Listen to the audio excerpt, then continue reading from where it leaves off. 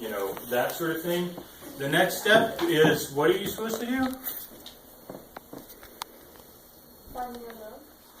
It depends, actually. The next step is to make a plan, which is often sort of, because it may be find the unknown, but the answer might be graph the equation or something, right? It depends on what the problem is. Make a plan. But you're supposed to make a plan, which is sort of like in one of the ones that we were working on this morning, we made a table, and then we said, oh, if we generalize the table, we'd get an equation, and then we'd isolate the unknown, right? So the plan is generate the equation, solve the equation, and then we have the answers. And then step 3 is carry out the plan. Step 4 is the most important part in some sense. Check your answer. Do something so you believe what's going on. So I think for the next few days, all I want to do is just work through a bunch of different word type problems with everyone. Some of them will be completely trivial. Some of them will get us all confused. And I just want to sort of think through them. And let's see, I'm going to start with this one, and then we're going to do, there were a couple of problems on the homework that I think got people maybe slightly confused and bothered, which is fine. So we'll work through some of those style problems. Is that all right with you guys? Mm-hmm. Do you have any specific questions before I go on? You're okay? Okay, so here's the problem. And I really do, I want you to be very conscious right now of doing the 4 steps. Okay? So here's the problem. When 51 is added to a number, the result is 5 more than 8 times that number. Now these are prototypical math problems. They have no purpose. It's just an algebra problem. Is that a question or a statement? Well, I don't know. I mean, there's not an obvious question in here. There's no question mark. Is it an instance true? It could be. So this is part of what I'm trying to tell you. I'm not going to be very careful about the problem statements because when you go talk to a scientist, a physicist, or an experimentalist, or a biologist, they're not careful either. Sometimes they don't even ask a question. They just tell you a bunch of stuff. And it's your job as a mathematician to try to figure out what are you asking me to do? So, okay, when 51 is added to a number, the result is 5 more than 8 times the number. What is one interpretation of this as a question? I said a number. I didn't say when 51 is added to 5. Right? Go ahead. She kind of said what I was going to say, but you could turn it into an equation. Yeah, this is what we're going to do. We're going to turn it, but before you turn it into an equation that says what? What is the goal? So this is part of the I'm still on understanding the problem. What would the equation tell me if I could solve the equation? It would tell me the number, right? So in terms of understanding the question, the step 1 in the 4-step method, understanding the problem, I think what I need to do is find a number. Let's call it, this is a number sign. It doesn't look like it. That's what it's supposed to be. It is. Find a number. Let's give it a name. Let's call it x. We like x as a name in algebra, right? Find a number so that if I take 51 and add it to that number, I get the same thing as if I do this other stuff. So the question that's buried in here is what number can I take any old number and add 51 and get 5 more than 8 times that number? I don't think any old number will work. Let's try it. What if, and I'll just point up to there, okay? So maybe I should just try, say, x equal 1. The problem statement says, take your number, add 51. That number's 52, right? I hope. Okay. And I'm checking, is the result 5 more than 8 times that number? How would I check that? You understand what I'm saying? Here's the number, I added 51.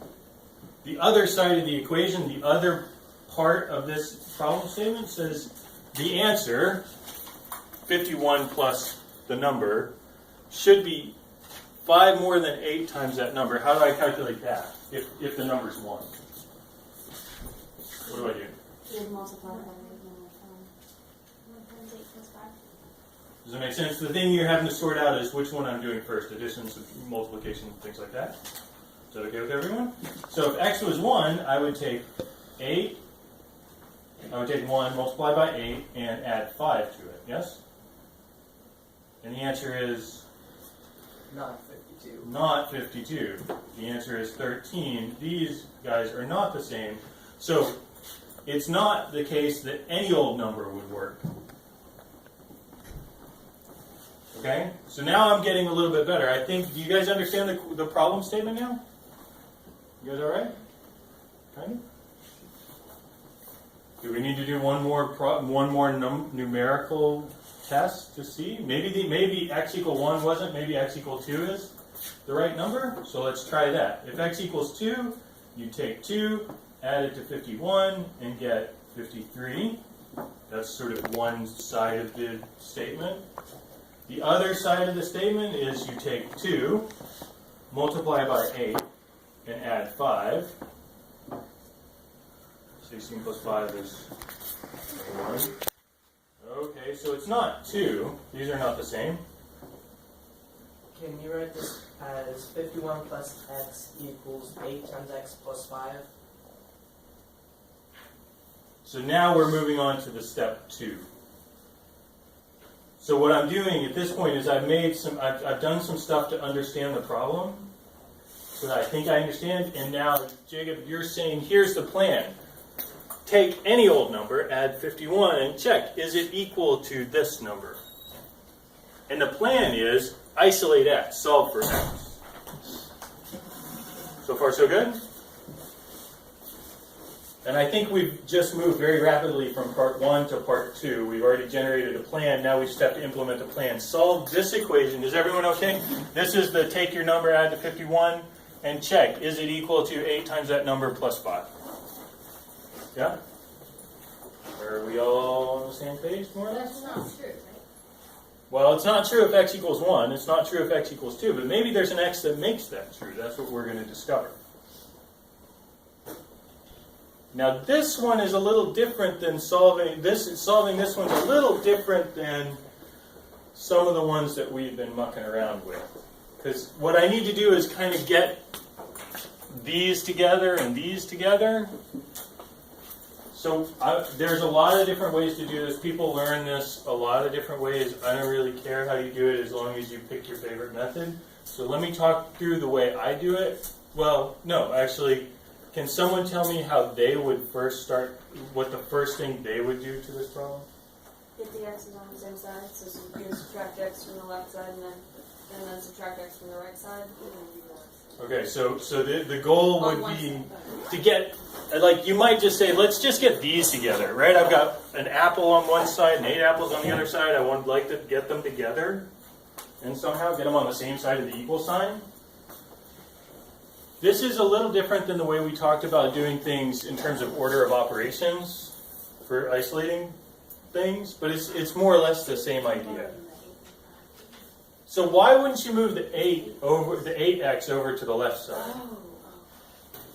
Marley, why don't you want to move the 8x over to the left side? It's a larger number, so I don't know, Just because that's the way you do it, right? I mean, that's the way I you don't know, do it, right? it seemed easier to me. This is one of these ones where, I mean, this is, Wendy and I were talking about this. It doesn't matter. You just need to get your x's together. Okay? So some people like everything, all the x's on the left side and don't care about negative signs. Some people don't like negative, right? If you move the 8x over, you'd see you get a negative sign. Some people don't like that. It doesn't really matter. But let's mess around with the x's first, okay? So I want to get the x off of this side and over to this side. So I'm undoing the operation of add x. Here, the order of operations is something like take 51 and add x, or take x and add 51, whichever way you want to do it, because addition, it doesn't matter. So I'm going to undo, I'm going to think of this side as take 51, add x, and I want to undo the operation of adding x. How do you do that? So I'm going to take x away from both sides. which you can write this way if you want to, because now you just add down. 51 plus x minus x minus x is 0, so you're left with 51. So this is a part where some people have done this like 19 bazillion times and they're just like, okay, let's do this. Some people have not done this very much. It's important that this is okay. So on the left side you have 51, the left side of the equal sign. What do you have on the right side? Think it in your head first.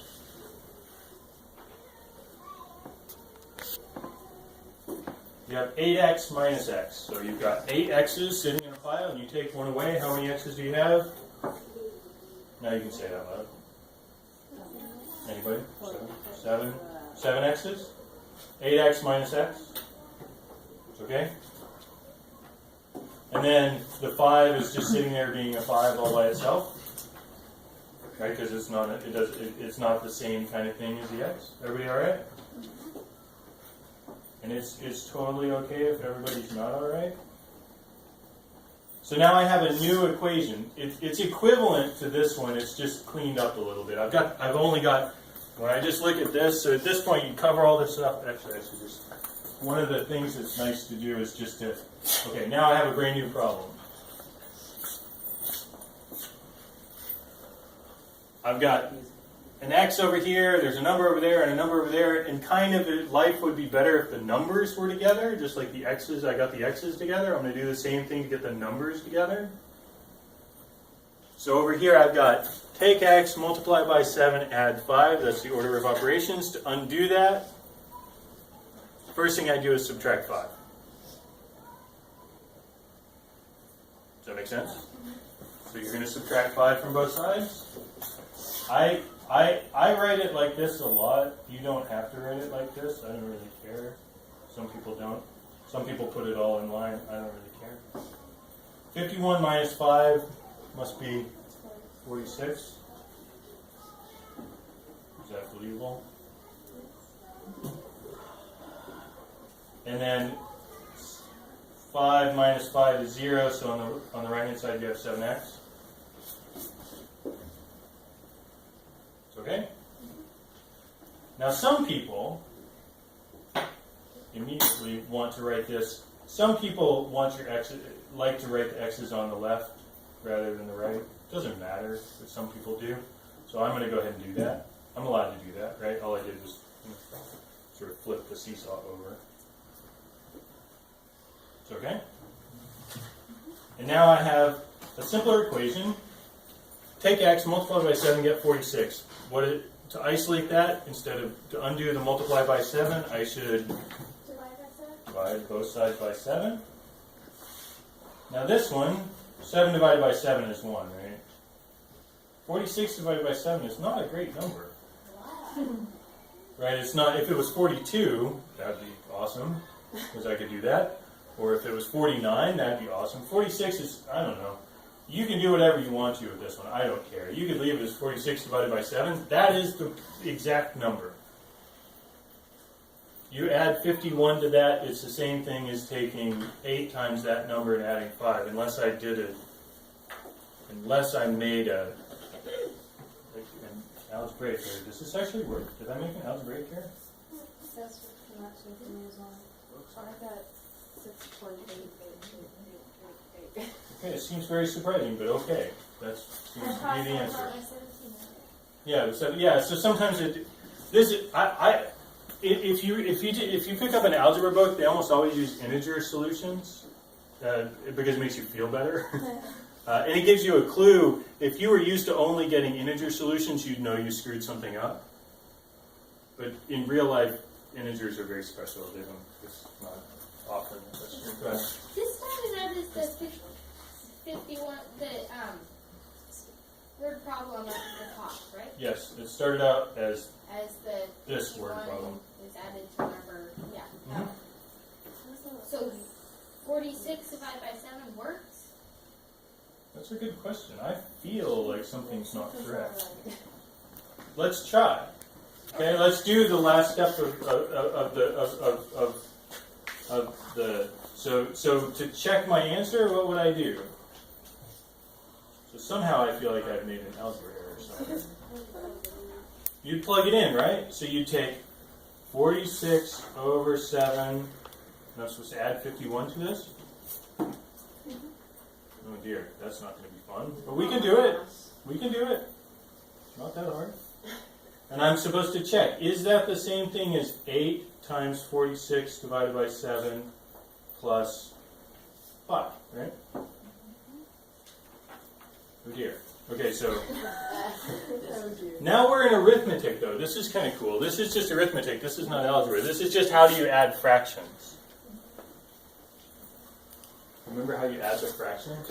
Actually, you got to get common denominators, right? Okay. This is one way to do it, okay? So if you wanted a common denominator, what do? What's the common denominator? 7. So 7, right? Go ahead. You have to make it 51 over 100 so that you could. No, you can have the 51 Oh, that's over multiplying. Yeah, you're doing something, yeah. So if you multiply this by 1, 7 over 7, I don't know how you guys learn common denominators. Mystical, magical things. Can anyone think of a better way to do this? Or a different way to do this? Go ahead. Divide 46 by 7. You could. You could do decimals if you want to. It doesn't hurt. So, right, this doesn't hurt, right? So what's 46 divided by 7?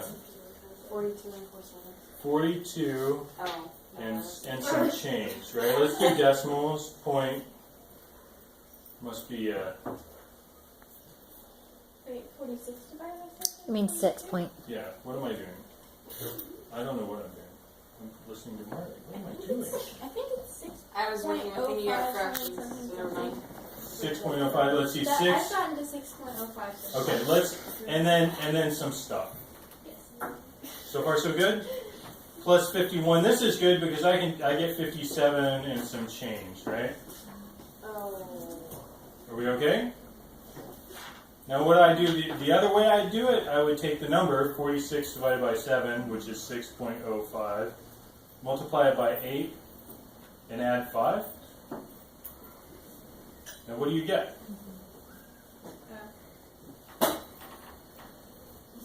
It's not the same thing. I can tell you that much.